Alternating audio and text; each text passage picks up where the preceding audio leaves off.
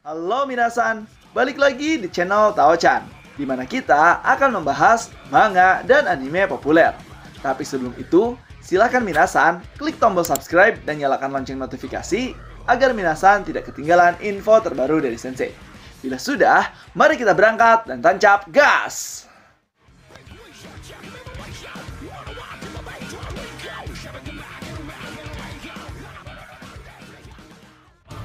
Oke minasan, pada video kali ini kita membahas dari Guide Full Raw Manga God of Ragnarok chapter ke-95, yang mana chapter ini merupakan hasil pertarungan ronde ke-10 antara Sana Onomikoto versus Okita Shoji.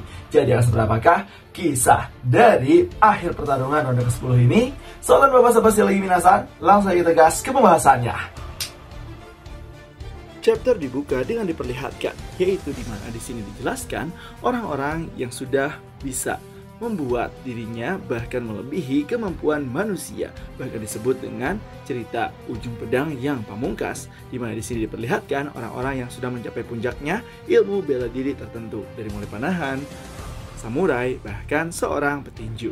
Di sini dijelaskan, bagi seorang yang telah menguasai ilmu bela diri, mereka memiliki impian yang belum tercapai, yaitu tembakan terbaik tidak perlu menggunakan panah dan busur. Pukulan terbaik tidak perlu menggunakan tinju. Bahkan tebasan terbaik tidak perlu menggunakan pedang.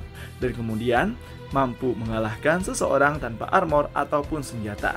Dan di sini kita diperlihatkan salah satu orang samurai yang mana di sini mencoba menebas batu yang sangat besar tanpa menggunakan pedang seperti jurus milik Susanoo Onomikoto. Bahkan di sini dijelaskan, apakah ini benar-benar mimpi yang tak mungkin bisa tercapai? Ternyata jawabannya adalah bukan. Seorang guru maupun master yang telah mencapai keadaan tersebut memang ada dalam kehidupan ini. Tapi orang-orang yang telah mencapai keadaan itu, di saat itu juga mereka akan mati. Dan kemampuan yang luar biasa itu pun akan lenyap seperti embun, karena mereka telah melampaui batas kemampuan manusia yang sesungguhnya. Dimana di sini kita diperlihatkan bahwa efek samping dari penggunaan pedang tak kasat mata, yaitu harus mengorbankan jiwanya sendiri, di mana jantung akan hancur dan bahkan pernapasan pun akan terhenti, dan dari situ orang tersebut akan mati, dan itulah resiko yang harus dicapai oleh Susanoo Onomikoto. Dan kita bisa melihat bahwa gagak Susanoo Onomikoto pada saat melihat kakek yang sedang menggunakan jurus tersebut sedang memantau dan dipelajari oleh Susanoo Onomikoto. Setelah itu panel pun kembali lagi nih ke arena pertarungan, di mana di sini Heimdall pun mengatakan pedang tak berwujud milik sang dewa pedang berhasil menghancurkan sisi bagian kiri Okita Shoji, di mana setelah Okita Shoji terkena tangan kiri dan juga kaki kirinya, Okita Shoji tidak menyerah dan bahkan akan bangkit kembali. Susanoo pun langsung menggunakan pedang tak berwujudnya lagi dan bahkan mengatakan, jadi ini pedang tak berwujud itu ya. Namun menyebalkan sekali, yang kurasakan hanya rasa sakit. Yang mana di sini setelah Susanoo Onomikoto menggunakan pedang tak terwujud tersebut, Susanoo Onomikoto merasakan efek sampingnya, yang mana jiwanya mulai terbakar dan bahkan mukanya pun mulai retak, di mana Susanoo Onomikoto sudah mencapai puncaknya dengan resiko yang sangat luar biasa dan hanya bisa menggunakan pedang tak terlihat, hanya tinggal beberapa tebasan lagi sebelum dirinya mati oleh efek samping penggunaan pedang tersebut. Kemudian setelah itu Okita Shoji pun mengatakan, jadi itu pedang tak berwujud, sepertinya aku dalam masalah ya. Tepat setelah kupikir aku telah melampauimu, kau telah melampauiku lagi. Sesuatu seperti ini terlalu menarik bagiku. Susanoo pun menjawab, menurutku juga begitu. Kemudian Susanoo mengatakan, aku ingin bertarung selamanya, tapi kalau aku terus menggunakan pedang tak berwujud ini, aku merasa kalau hidupku dalam bahaya. Maka dari itu aku tidak bisa terus seperti ini. Aku akan menyelesaikan pertarungan ini di sini, di mana Susanoo Onomikoto mulai mengumpulkan kembali jiwanya dan bahkan energi kehidupannya untuk melakukan serangan terakhir kepada Okita Shoji. Setelah itu kita pun diperlihatkan Okita Shoji yang mulai bangkit kembali dan menantang Susanoo Onomikoto. Sedangkan di VIP Dewa Yunani, Ares mengatakan, pedang tak berwujud jenis teknik apa itu?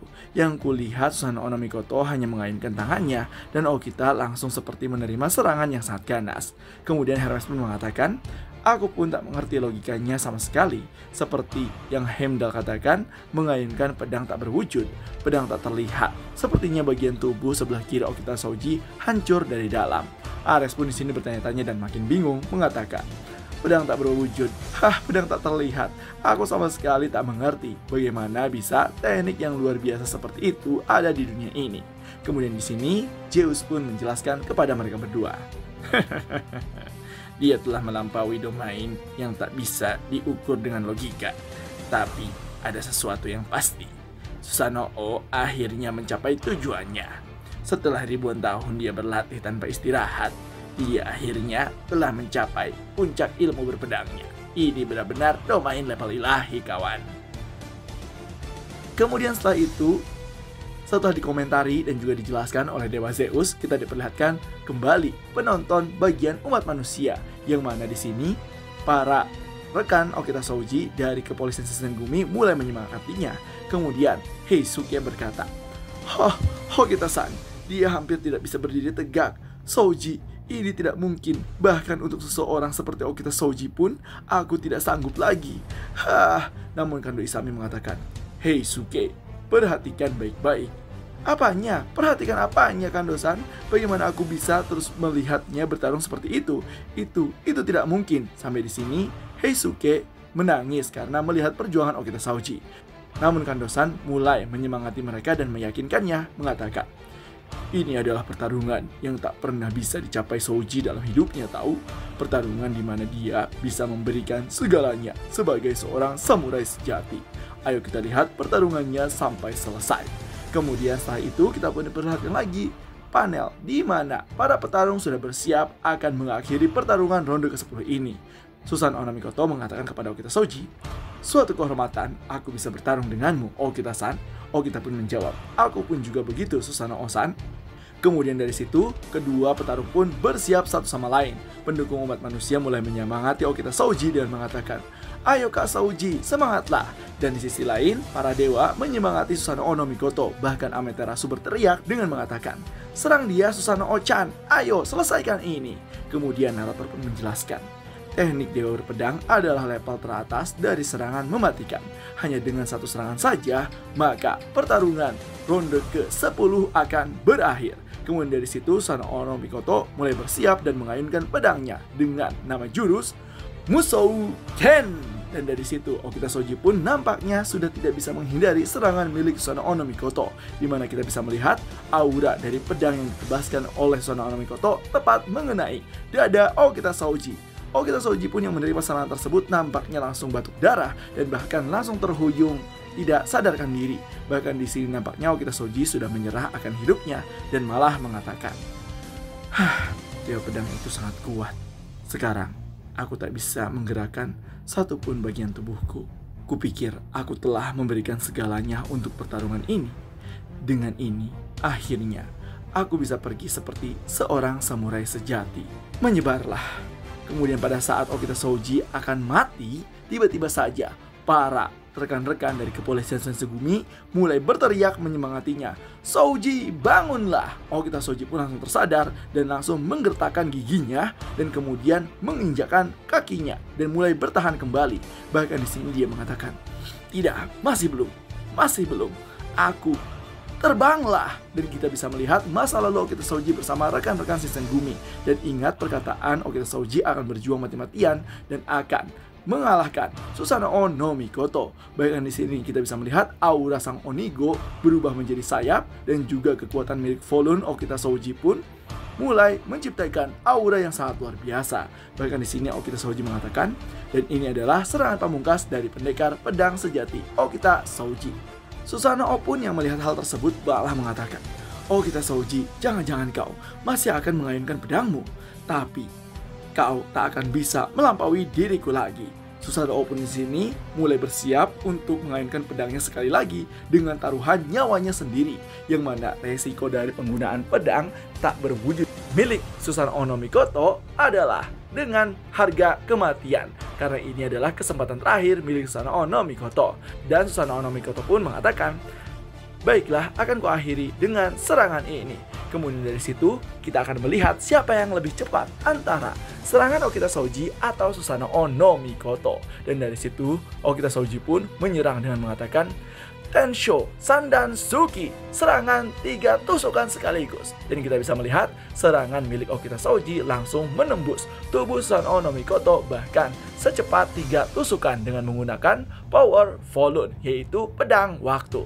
Susanoo no Mikoto pun di sini langsung tercengang dan bahkan belum bisa membalas serangan milik Okita Shoji. Susanoo no Mikoto untuk sejenak terhenti serangannya dan kita bisa melihat Okita Shoji pun mulai tersungkur ke tanah dan bahkan tidak bisa bangkit lagi. Kemudian di sini para dewa dan juga umat manusia langsung terkaget. Bahkan Heimdall pun mengatakan tebasan Okita Shoji langsung menerjangnya Susanoo no Mikoto. Kemudian dari situ nampaknya Susanoo no Mikoto masih bisa berdiri lalu tersenyum dan mengatakan, "Kalau kau tidak bisa terbang, maka buatlah bisa terbang. Sekarang kau pasti bisa melepaskan kekuatan itu dengan tubuh itu, ya kan? Seperti yang diharapkan dari Shoji Okita. Kau memang pria yang pantas kukagumi." Kemudian di sini Tsukuyomi langsung berteriak kepada Susanoo no Mikoto dan mengatakan, "Menangkan pertarungan ini Susanoo no Mikoto." Dan pada saat Susanoo no Mikoto akan menebaskan serangan pedang tanpa wujud tersebut kepada Okita Shoji, tiba-tiba saja dia melihat senyuman Okita Shoji. Dan Susanoo no Mikoto pun langsung terkaget pada saat melihat serangan tersebut. Dan kita bisa melihat pada saat Susanoo no Mikoto akan mengayunkan serangannya, tiba-tiba saja lengannya langsung hancur. Dan bahkan Susanoo no Mikoto terkaget dan mengatakan, jadi begitu ya. Aku sudah tidak bisa mengayunkan pedangku lagi. Sepertinya aku agak kesepian." Dan kita bisa melihat di bangku VIP para dewa dari Jepang, yaitu ada Izanagi, ada Tsukuyomi dan juga Amaterasu yang merasa sedih karena nampaknya Susanoo no Mikoto kalah oleh Okita Shoji. Dan bahkan Susanoo no Mikoto pun mulai menyebar puing-puingnya dan akan menghilang dari dunia Valhalla ini. Bahkan Okita Shoji pun langsung tersenyum sekaligus sedih kepada Susanoo no Mikoto dan mengatakan, "Susanoo-san, terima kasih banyak atas segalanya." Kemudian dari situ mulailah tubuh Susanoo no Mikoto berubah menjadi butiran debu dan menghilang di arena Valhalla. Kemudian dari situ Heimdall pun mengatakan, pertarungan ke-10 Ragnarok antara dewa versus umat manusia, pemenangnya adalah Okita Shoji dari si umat manusia. Susanoo no Mikoto versus Okita Shoji, durasi 11 menit 25 detik. Serangan pamungkas Tensho Sandansuki, pemenang Okita Shoji. Dan panel pun selesai. Dan kalau misalkan Sensei boleh berpendapat minasan bahwa serangan milik Susanoo no Mikoto ternyata memiliki efek samping di mana dirinya harus menekan jantungnya sehingga jantungnya hancur, dan itu tidak bisa dilakukan oleh umat manusia, hanya bisa dilakukan oleh para dewa. Dan itu juga memiliki harga di mana Susanoo no Mikoto tidak selalu bisa menggunakan teknik tersebut, karena bila Susanoo no Mikoto terus menggunakan teknik pedang tanpa wujud tersebut, maka dia sendiri akan mati akibat energi kehidupannya yang akan dikorbankan. Maka dari itu Susanoo no Mikoto sepertinya hanya bisa menggunakan teknik tersebut 2 kali saja kalau misalkan emang sudah terluka sangat parah Okita Shoji. Tetapi kalau misalkan Susanoo no Mikoto dalam keadaan yang emang prima, mungkin Susanoo no Mikoto bisa menggunakan teknik tersebut sekitar 2-4 kali serangan, bahkan kemungkinan besar sampai 3 kali, karena tidak memungkinkan tubuhnya yang bisa menahan efek samping dari serangan tersebut. Dan ini adalah bukti bahwa Susanoo no Mikoto sepertinya memaksimalkan keadaannya dan juga efek samping dari hal tersebut, sehingga Okita Shoji bisa memenangkan pertarungan ronde ke-10 ini.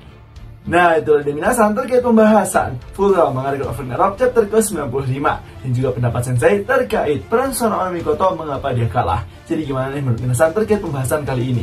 Apakah make sense atau punya pendapat lain? Silahkan langsung aja kita diskusi di kolom komentar ya. Dan jangan lupa untuk like, comment, dan subscribe. So tetap saksikan di channel Taochan agar minasan tidak ketinggalan informasi terbaru dari Sensei. Sekian dari Sensei, and bye-bye!